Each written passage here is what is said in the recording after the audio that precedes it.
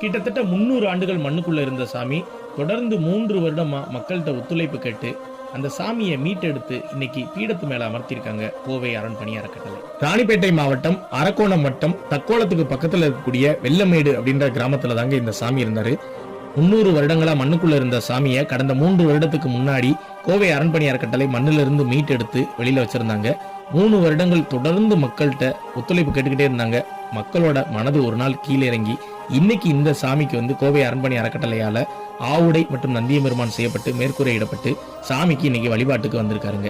கிட்டத்தட்ட 6 அடி உயரம் கொண்ட பிரம்மாண்டமான சிவலிங்கம். அதோடைய பானத்தை பார்க்கும் போதே தெரியும் அதோட பிரம்மாண்டம் என்னன்னு. மண்ணுக்குள்ள புதைந்திருந்த சாமியை மீட்டெடுத்து இன்னைக்கு பீடத்து மேல அமர்த்தி ஊர் மக்கள் வழிபாட்டுக்கு கொண்டு வந்துட்டாங்க. இந்த கோவிலுக்கு ஒரு உதவி தேவைப்படுது. அது என்ன அப்படின்னு நம்ம பார்க்கும்போது இந்த சாமிக்கு கீழே தளம் அமைக்கக்கூடிய பணி இருக்குதுங்க. அந்த பணியை யாராவது ஒரு டோனர் ஏத்துக்கிட்டீங்க அப்படின்னா ரொம்ப சந்தோஷமா இருக்குங்க. ஏன்னா கிட்டத்தட்ட ஒரு 300 ஆண்டுகள் வழிபாடே இல்லாம மண்ணுக்குள்ளேயே புதைந்திருந்த சாமியை மீட்டெடுத்து வெளியில வந்திருக்காரு. அவருக்கு ஒரு உதவி நீங்க நிச்சயம் செய்யணுங்க. எத்தனையோ சிவசொந்தங்கள் இந்த காணொலியை பார்ப்பீங்க. உங்களால முடிந்தா அந்த உதவியை செய்யுங்க. அப்படி இல்லை அப்படின்னா அந்த காணொலியை நிறைய பேருக்கு தெரியப்படுத்துங்க.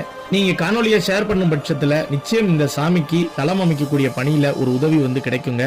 முடிந்தா ஸ்கிரீன்ல தெரியற நம்பருக்கு தொடர்பு கொண்டு என்ன உதவி வேணும் அப்படின்றத கேட்டு தெரிஞ்சுக்கோங்க.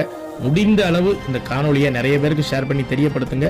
ராணிப்பேட்டை மாவட்டத்துல இப்படி ஒரு அழகான சிவலிங்கத்தை கோவை அரண்பணி எடுத்து வச்சிருக்காங்க அப்படின்ற தகவலையும் வெளி உலகத்துக்கு ஷேர் பண்ணி தெரியப்படுத்துங்க.